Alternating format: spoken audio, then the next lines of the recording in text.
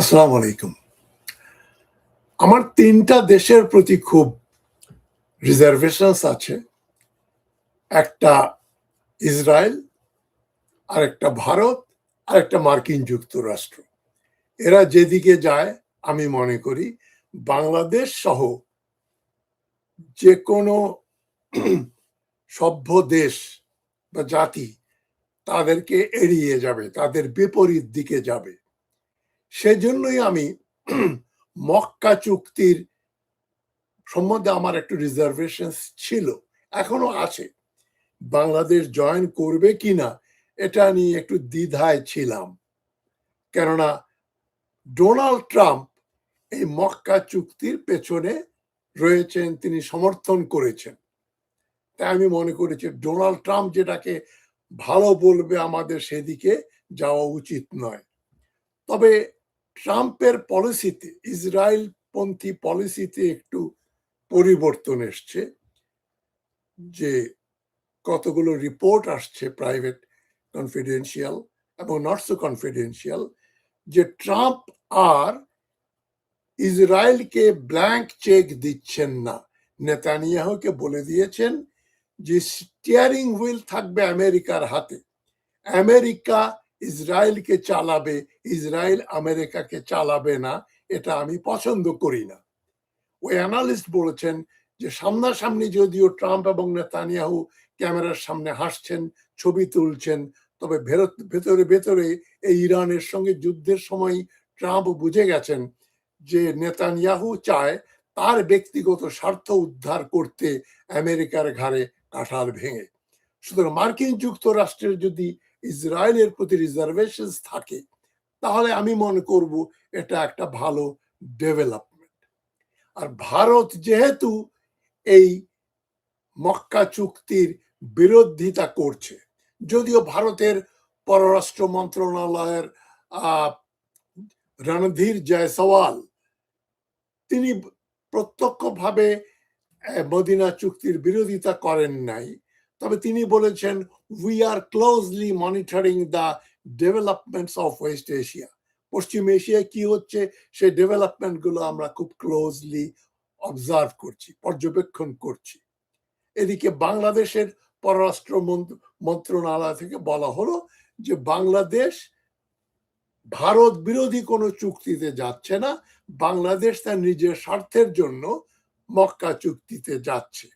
তবে কার্যত আমরা জানি মক্কা চুক্তি যেখানে পাকিস্তান রয়েছে এবং চুক্তির কন্ডিশন হচ্ছে একটা নেটোর ক্লজ নাম্বার 5 এর মতো, যে চুক্তিবদ্ধ দেশগুলোর একটার উপর হামলা হলেই চুক্তিবদ্ধ সব মেম্বার দেশের উপরে আক্রমণ হয়েছে বলে পরিগণিত হবে।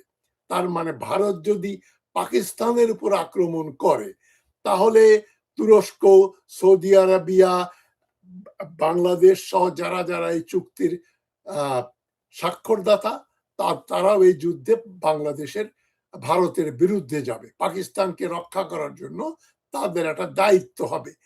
এটা ভারতকে আতঙ্কিত করেছে এবং সঠিকভাবেই করেছে। এবং আমি মনে করি ভারত বাংলাদেশের কাছে বা মক্কা চুক্তির কাছে বাংলাদেশ ও পাকিস্তানের হাতে একটা বড় ধরনের মার খাবে। মানে পাকিস্তান এবং বাংলাদেশের কোনো ক্ষতি করার যে সাহস ছিল ভারতের, সেটা যখন প্রশমিত হবে, ভারত যখন 5 বার চিন্তা করবে যে বাংলাদেশের বিরুদ্ধে বা পাকিস্তানের বিরুদ্ধে বা যারা মক্কার এই ডিফেন্স প্যাক্টের সিগনেটারি তাদের বিরুদ্ধে কিছু করার আগে আমাদের অনেক কিছু ভেবে দেখতে হবে। সেটাই আমাদের বিজয়, সেটাই ভারতের পরাজয়। এবং একদিকে ভারত, আরেকদিকে ইসরায়েল। এই যে মক্কা অ্যাকর্ড, যেটা মক্কা এগ্রিমেন্ট, অনেকে প্যাক্ট বলছেন, অনেকে এগ্রিমেন্ট বলছেন, দুটোর মধ্যে পার্থক্য আছে। আমরা প্যাক্ট বা এগ্রিমেন্টের মাঝামাঝি একটা কিছু বলতে পারি। এটা একটা ডিফেন্সের আন্ডারস্ট্যান্ডিং, সমঝোতা হয়েছে এবং এই সমঝোতায় ইসরায়েল এবং ভারত খুব একটা কমফর্টেবল ফিল করছে না।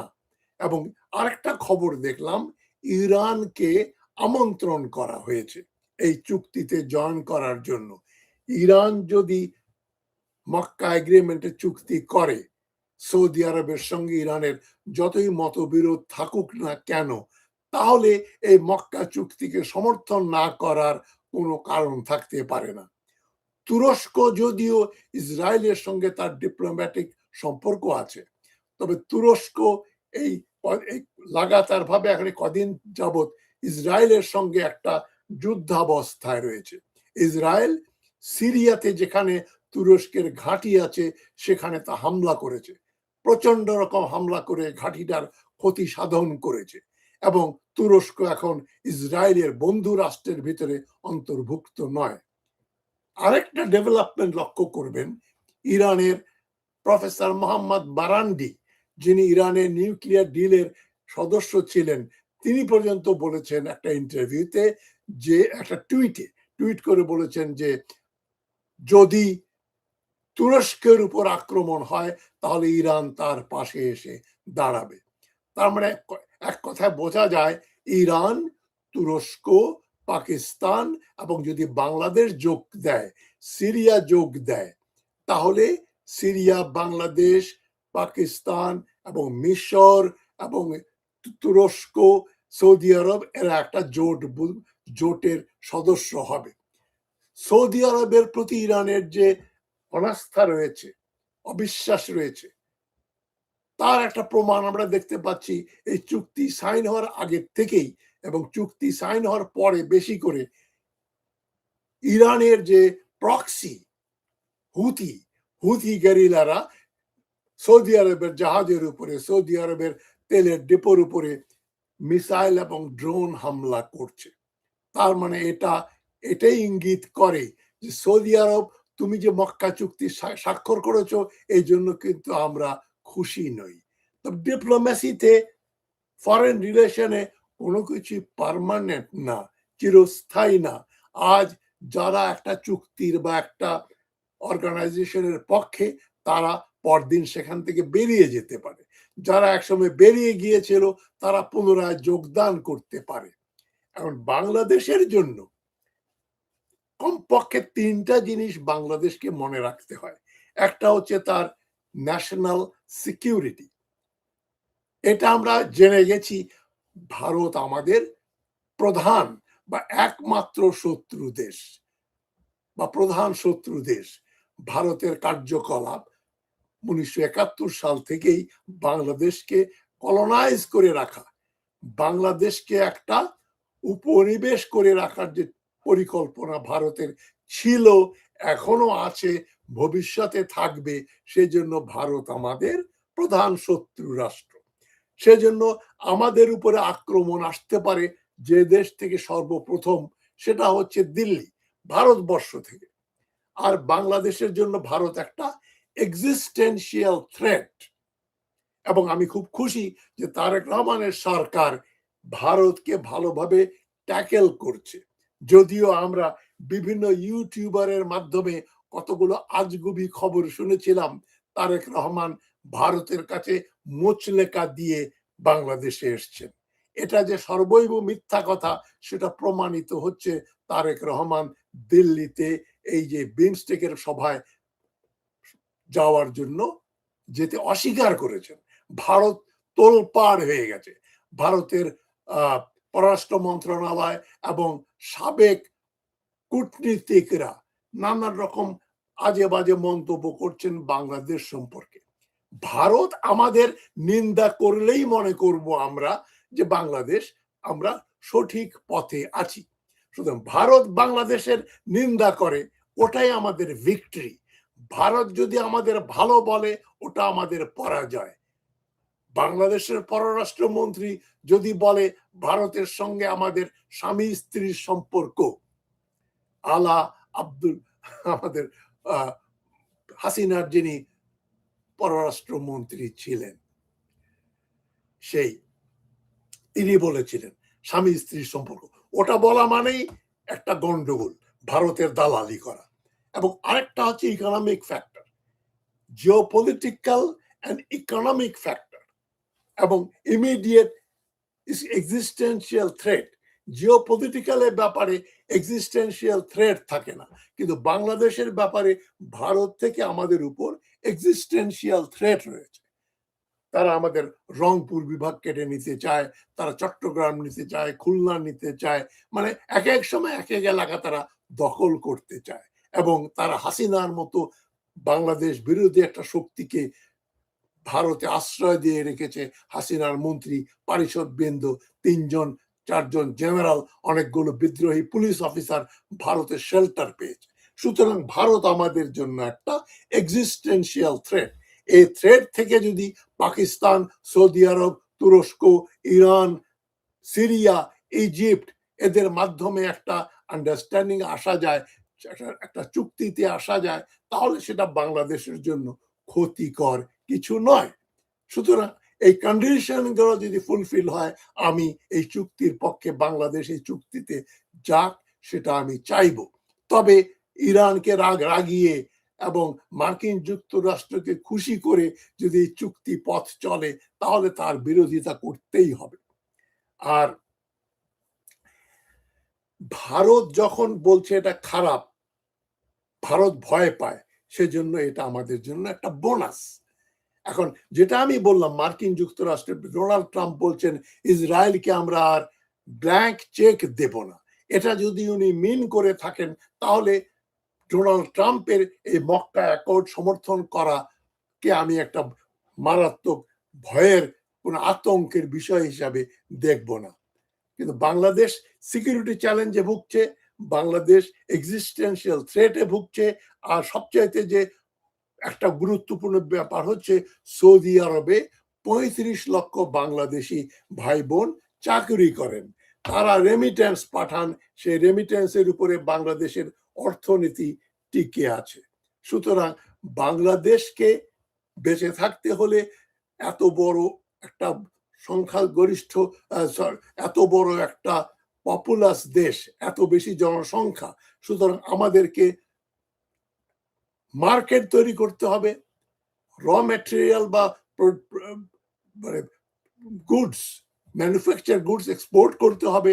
আর দরকারে আমাদের লোকরা বিদেশে কাজ করবে, ম্যান পাওয়ার কাজ করবে, টাকা পাঠাবে। সুতরাং সৌদি আরবের সঙ্গে আমরা শত্রুতা করতে পারি না। সৌদি আরব, যেখানে ক্রাউন প্রিন্স মোহাম্মদ বিন সালমান বলেছেন বাংলাদেশকে যে আপনারা জয়েন করুন, আমাদের সঙ্গে সহযোগিতা করুন, সেখানে বাংলাদেশ যদি সেটা প্রত্যাখ্যান করে, সেই খুঁটির জোর বাংলাদেশের নেই।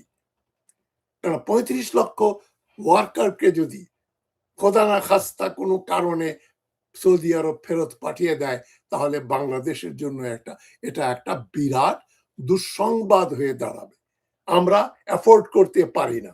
সুতরাং ৭ই অগাস্ট ২০২৬ সালে পবিত্র মক্কা নগরীতে যে ৩ দেশের শান্তি ডিফেন্স এগ্রিমেন্ট হয়েছে, সেটা আমরা অভিনন্দন জানাই, যে এটা একদিকে ইসরায়েলকে নিয়ন্ত্রণ করবে, আরেকদিকে ভারতকে নিয়ন্ত্রণ করবে।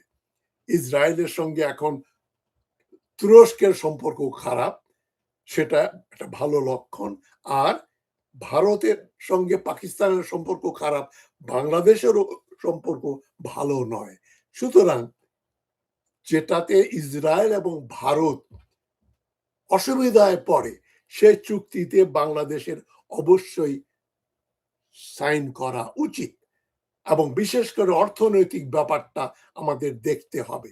তবে যদি এই চুক্তিটা মার্কিন যুক্তরাষ্ট্র ইসরায়েলকে রক্ষা করার জন্য এটা গোপনে গোপনে কাজ করেছে বা করে যাচ্ছে, তাহলে চুক্তি সম্বন্ধে আমাদের রিজার্ভেশন থাকবে। তবুও আমি মনে করি বাংলাদেশ সৌদি আরবকে প্রত্যাখ্যান করে এই চুক্তিতে জয়েন না করে বেরিয়ে আসতে পারবে না। কেননা তার অর্থনৈতিক স্বার্থ, জিও স্ট্র্যাটেজিক স্বার্থ চাইতে অর্থনৈতিক স্বার্থটা এখানে বড় হয়ে দাঁড়াবে।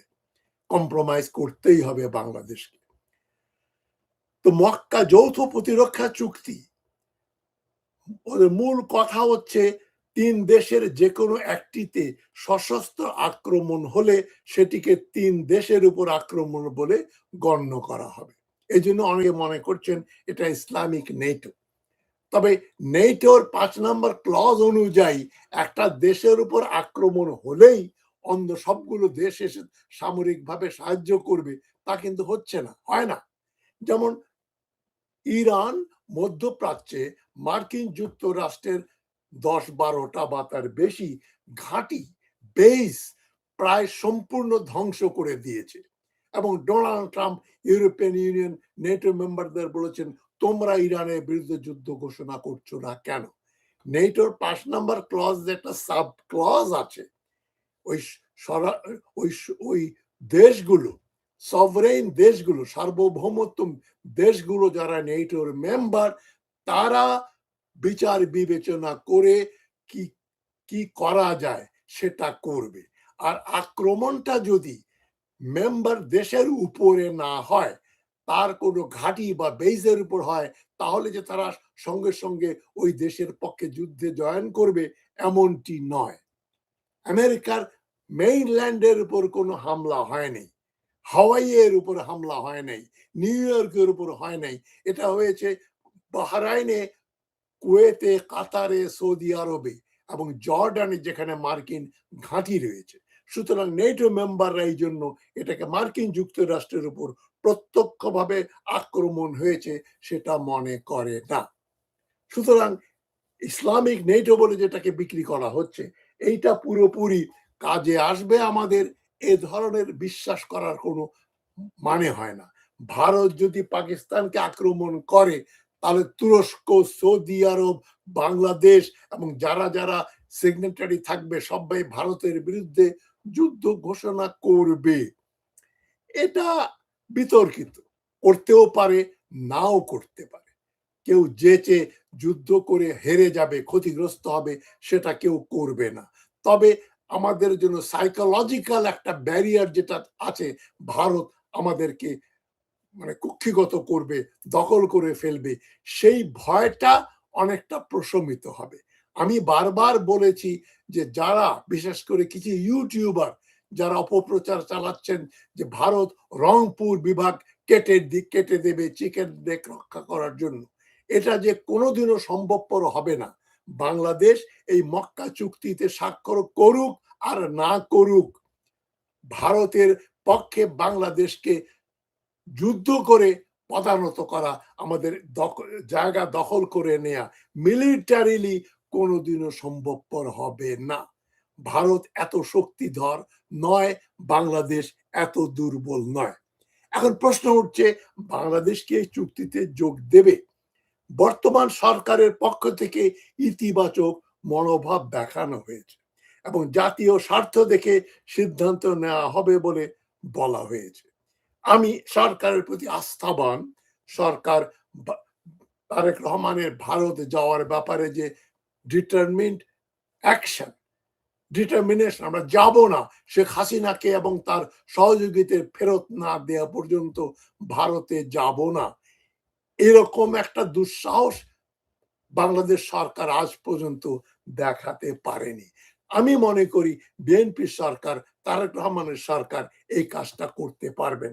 যারা এখনো উঠে পড়ে লেগেছেন তারেক রহমানের সরকারের বিরুদ্ধে, প্যারিসের বংশীবাদক, এই প্রথম বাংলাদেশ আমার শেষ বাংলাদেশ, জীবন বাংলাদেশ আমার মরণ বাংলাদেশ, এই সুন্দর গানটাকে বিকৃত করে তার একটা প্যারোডি করেছে।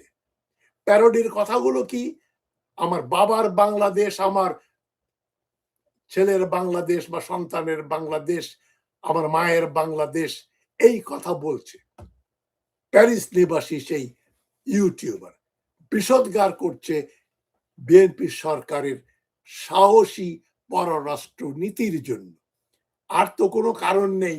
প্রথম বাংলাদেশকে যদি কেউ, গানটাকে কেউ যদি বলে আমার বাবার বাংলাদেশ, আমার মায়ের বাংলাদেশ, এবং সেই ব্যক্তি, যে ব্যক্তি এক সময় ফাঁসি চাই, জামাত ইসলামের লোকদের ফাঁসি হওয়ার পরে বলেছিল এটা আমাদের দ্বিতীয় স্বাধীনতা, সেটা কিন্তু আবার জামাতের নেতারা, কর্মীরা বেমালুম ভুলে যায়। এত স্মৃতি ধ্বংস হলে কি করব? যাক, আমরা যেটা বলতে যাচ্ছি, বাংলাদেশ যোগ দিলে কি লাভ হবে, কি ক্ষতি বা ঝুঁকি আছে, ভারত এই বিষয়ে কি প্রতিক্রিয়া দিচ্ছে এবং কেন উদ্বিগ্ন। 3 নম্বর পয়েন্টটাকে আমি 1 নম্বর পয়েন্ট হিসেবে বলে দিয়েছি। ভারত উদ্বিগ্ন, ভারত ভয় পেয়েছে, ভারত মার খাবে বাংলাদেশের এই জোটে যোগদান করলে, সেটাই হচ্ছে আমাদের রেশনাল। ভারত মার খাবে, ভারত ভয় পাবে, ভারত ভয় পেয়েছে অলরেডি, এটাই আমাদের বিজয়। সেজন্যই আমাদের মক্কা চুক্তিতে সাইন করতে হবে। এবং এর ক্ষতি কি হতে পারে? ক্ষতি হতে পারে যদি বাংলাদেশকে যুদ্ধে জড়িয়ে পড়তে হয়। এই ত্রিপক্ষীয় চুক্তি যদি আরো ৫-৬ জন মেম্বার জয়েন করে, তখন আমাদেরকে যুদ্ধে অংশগ্রহণ করতে হবে, তা সে সম্ভাবনা কম। এবং টোকেন পার্টিসিপেশনও হবে।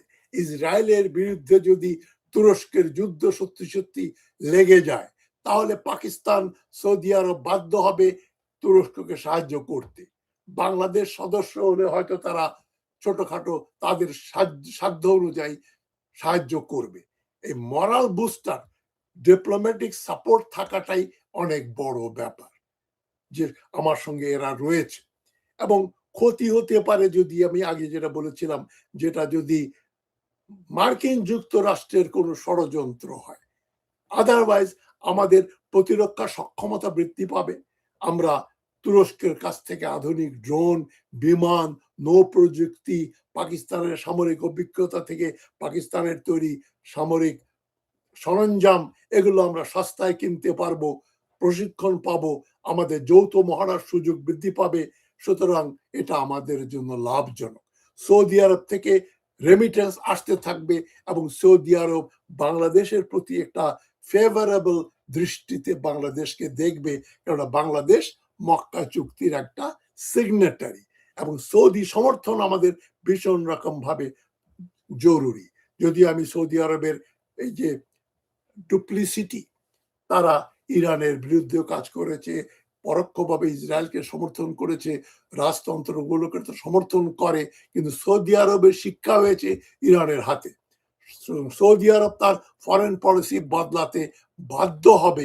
সেজন্য আমি সৌদি আরবকে কোনো থ্রেট হিসাবে দেখি না।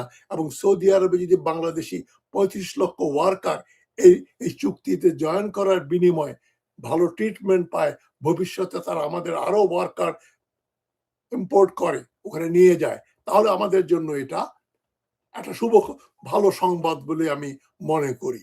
আর একতরফা নির্ভরতা কমিয়ে একাধিক শক্তিশালী মুসলিম সংখ্যাগরিষ্ঠ দেশগুলোর সঙ্গে বাংলাদেশের সম্পর্ক ভালো হলে ভারত এবং ইসরায়েল এবং বাংলাদেশের অন্য শত্রু রাষ্ট্রেরাও সমীহের চোখে দেখবে। এমনকি মার্কিন যুক্তরাষ্ট্র বাংলাদেশকে সমীহ করবে যে বাংলাদেশের সঙ্গে একটা নিউক্লিয়ার পাওয়ার সহ, ততদিনে হয়তো ইরান যদি যোগ করে, আমরা দেখব দুটো নিউক্লিয়ার পাওয়ার এবং তুরস্কের মতো দেশ পটেনশিয়ালি নিউক্লিয়ার পাওয়ার বাংলাদেশের সঙ্গে রয়েছে, তাহলে কেউ বাংলাদেশের কে চোখ রাঙাতে সাহস পাবে না। এটা একটা সংহতির, ইসলামী সংহতির প্রতীক হয়ে থাকবে যদি এই চুক্তির সিগনেটারিরা সঠিক পথে চলে। মার্কিন যুক্তরাষ্ট্র যদি নাক গলাবার সুযোগ না পায়, ইরানকে যদি সদস্য করা হয়। সুতরাং আমি ওভারঅল যেটা মনে করি, চীন যেহেতু কোনো আপত্তি করেনি, চীনের সঙ্গে আমাদের সম্পর্ক বৃদ্ধি পাবে এবং চীন বাংলাদেশের ব্যাপারে আরো উৎসাহিত হবে যে একেবারেই নগণ্য নয় বাংলাদেশ, বাংলাদেশের সঙ্গে পাকিস্তান, তুরস্ক, সৌদি আরব এবং অন্যান্য রাষ্ট্রগুলো রয়েছে। সবাই একটা শক্তিশালী দেশের সঙ্গে জোট বাঁধতে চায়। চীনের জন্য এটা একতরফা ব্যাপার হবে না, শুধু বাংলাদেশকে দিতে হবে তাই না, বিনিময়ে বাংলাদেশও চীনকে কিছু দিতে পারবে এবং বাংলাদেশ চীনের একটা মার্কেট হিসাবে গড়ে উঠবে। তার মিলিটারি হার্ডওয়্যার, অস্ত্র-শস্ত্র এবং অন্যান্য দ্রব্য বাংলাদেশ চীন থেকে আমদানি করবে এবং চীনকে তিস্তা প্রজেক্ট দেয়া হবে, এই ব্যাপারে আমি মোটামুটি আশাবাদী। এবং ভারত আতঙ্কিত। চীনের সঙ্গে বাংলাদেশের সৌহার্দ্য, পাকিস্তানের সঙ্গে বাংলাদেশের সৌহার্দ্যই ভারতের জন্য, তার জন্য ডায়রিয়া হওয়ার মতো অবস্থা, একেবারে সন্ত্রস্ত।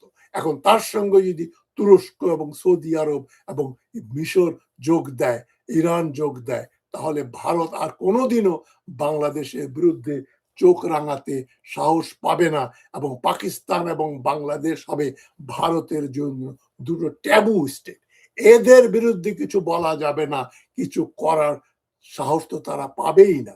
সুতরাং পাকিস্তান এবং বাংলাদেশ এই চুক্তির মাধ্যমে ভারতের হাত থেকে, ভারতের সেন দৃষ্টি থেকে রক্ষা পাবে, এবং ইসরায়েল এই চুক্তির ফলে অনেকটা প্রশমিত হবে, ভয় পাবে, এবং যার ইঙ্গিত ডোনাল্ড ট্রাম্পের সরকার থেকে আসছে, ইসরায়েলকে তারা ব্ল্যাঙ্ক চেক দেবে না।